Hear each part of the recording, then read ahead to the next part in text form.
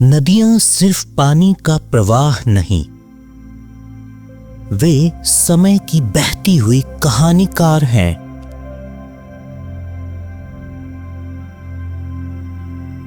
कुछ नदियों के किनारे समय खुद अपनी सबसे गहरी कहानियां लिखता है। मैं आज ऐसी ही एक नदी गंगा के हृदय में हूं, और उस जमीन पर जिसे बिहार कहते हैं।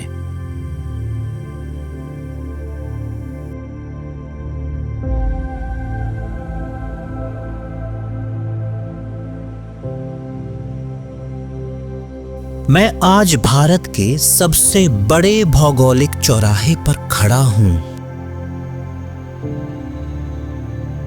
बिहार एक ऐसा नाम है जिसे सुनते ही हमारे मन में कई बनी बनाई तस्वीरें उभरती हैं, पर शायद ही कोई तस्वीर इसकी असली आत्मा को दिखाती है। मैं यहां उन तस्वीरों के पार झांकने और इस जमीन की आत्मा को पढ़ने आया हूं। मैं हूं आपका ज्योग्राफिकल स्टोरी टेलर, और यह एक ऐसे भूले हुए महाकाव्य की खोज है जहां इतिहास जमीन से उगता है।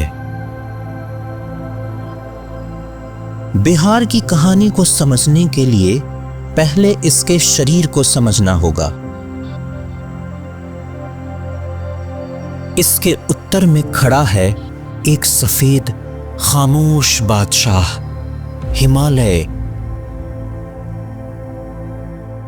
बिहार हिमालय की गोद में नहीं, उसकी परछाई में बसता है। इसी हिमालय के पिघलते दिल से निकली नदियां गंडक, बागमती, कमला अपने साथ हर साल उपजाऊ मिट्टी का एक नया वरदान लेकर आती हैं। यह है गंगा का मैदान,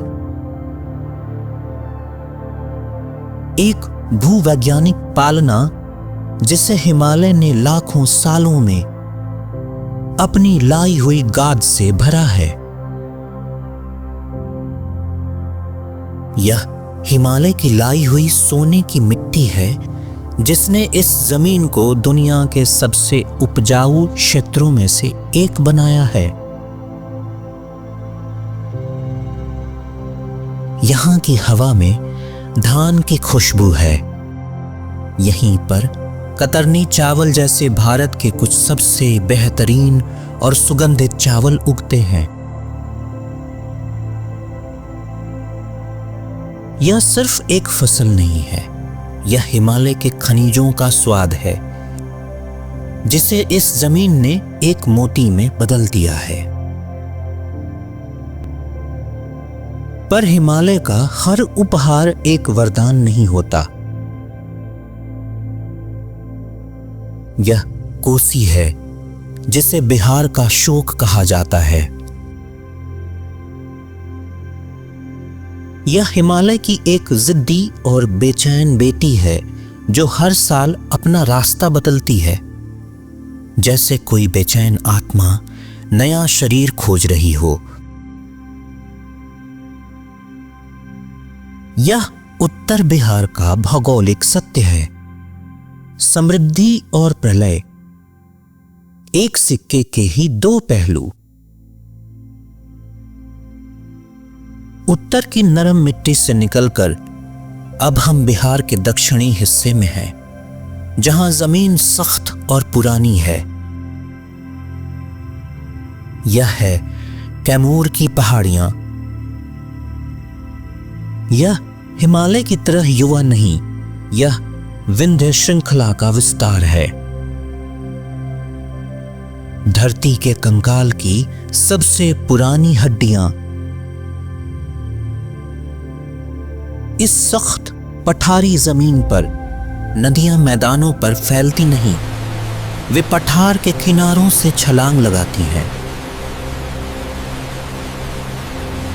यह कैमूर के भूले हुए झरने हैं, एक ऐसा रहस्य जिसे बहुत कम लोग जानते हैं। यह इस प्राचीन पत्थर का पिघलता हुआ दिल है। इसी पठार की सबसे ऊंची चोटी पर खड़ा है इतिहास का एक भूला हुआ अध्याय, रोहतासगढ़ का किला। यह एक पत्थर का जहाज है जो अक्सर बादलों के समंदर में खो जाता है, पर इस किले का सबसे बड़ा राज इसकी दीवारों में नहीं, इस पेड़ की जड़ों में है। यह एक प्राचीन कर्मा वृक्ष है। यहां की स्थानीय जनजातियों की मान्यता है कि हर व्यक्ति को अपने कर्मों का हिसाब करने के लिए अपने जीवन काल में एक बार इस वृक्ष के दर्शन जरूर करने चाहिए। यह सिर्फ एक पेड़ नहीं, यह इस भूमि की जिंदा आध्यात्मिक धड़कन है। कैमूर के पठार से निकलती है सोन नदी, जिसका नाम ही उसका चरित्र बताता है, सोना। इसकी रेत के कण चलते फिरते सोने हैं। यह कोई मिथक नहीं, यह एक भूवैज्ञानिक सच्चाई है। यह रेत सिर्फ बहती नहीं, यह चमकती है, अपने अंदर उन प्राचीन चट्टानों के राज छिपाए हुए जिनसे यह गुजरी है। बिहार की आत्मा की खोज हमें समय में और पीछे ले जाती है। यह है बराबर की पहाड़ियां। यह पहाड़ नहीं, यह धरती के गर्भ से निकली ग्रेनाइट की विशाल काय बूंदें हैं। इन्हें लाखों साल की हवा ने तराश कर चिकना बना दिया है। इनके अंदर छिपा है एक अविश्वसनीय रहस्य। यह गुफाएं मौर्य सम्राट अशोक के समय में आज से 2200 साल पहले एक ही ग्रेनाइट चट्टान को काटकर बनाई गई थी। पर सबसे हैरान करने वाली बात है इनकी दीवारें। इन पर की गई पॉलिश आज भी शीशे की तरह चमकती हैं। यह एक ऐसी तकनीक थी जो उस युग के हिसाब से लगभग असंभव थी। यह गुफाएं सिर्फ वास्तुकला नहीं, यह प्राचीन भारत की इंजीनियरिंग का एक अनसुलझा रहस्य है। साम्राज्यों की कहानियों से परे बिहार ने दुनिया को एक और भी गहरा उपहार दिया है। ज्ञानोदय का विचार। मैं आज उसी जगह पर खड़ा हूं जहां एक राजकुमार सिद्धार्थ ने तथागत का दर्जा प्राप्त किया, जिन्हें बाद में चलकर भगवान बुद्ध का नाम दिया गया। और इसी ज्ञान की प्यास ने जन्म दिया नालंदा को। यह ज्ञान का एक ऐसा सूरज था जिसकी रोशनी में पूरी दुनिया नहाती थी। यह ज्ञान का सूरज यहीं क्यों उगा? क्योंकि यहां की जमीन इतनी समृद्ध थी कि वह हजारों विद्वानों और छात्रों का पेट भर सकती थी। यह जमीन दुनिया को महान विचारक देने के लिए ही बनी थी। चाणक्य, अशोक, बुद्ध, गुरु गोविंद सिंह और आर्यभट्ट जैसे लोग यहीं से सितारे बन गए। बिहार की कहानी सिर्फ पत्थरों और विचारों में ही नहीं, यहां की मिट्टी से जन्मे रंगों में भी लिखी है। मिथिला की मधुबनी कला हो या भागलपुर की मंजूषा कला या पटना का सुंदर टिकुली शिल्प, हर वो रेखा बिहार की शाश्वत रचनात्मकता का एक चमकता हुआ प्रतिबिंब है। 19वीं सदी में अंग्रेजों ने सोन नदी के सोने पर नहीं, उसके पानी पर ध्यान दिया। 1874 में निर्मित यह नहर प्रणाली भारत की सबसे पुरानी और सबसे बड़ी सिंचाई परियोजनाओं में से एक थी।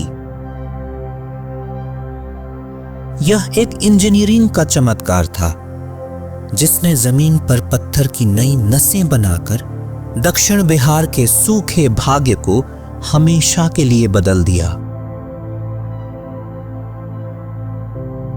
तो यह है बिहार की कहानी, एक भौगोलिक चौराहा, साम्राज्यों का पालना, ज्ञानोदय की भूमि और भूली हुई यादों का घर। इस यात्रा ने मुझे सिखाया कि किसी भी जगह को उसके आज से नहीं बल्कि उसकी परतों से समझना चाहिए। यहां जमीन की हर परत में एक अलग कहानी है। अगर आप भी जमीन की ऐसी ही अनकही कहानियों को सुनना चाहते हैं तो इस यात्रा में मेरे साथ शामिल हों। लाइक करें, शेयर करें और सब्सक्राइब करें और इस विचार यात्रा का एक अनमोल हिस्सा बने।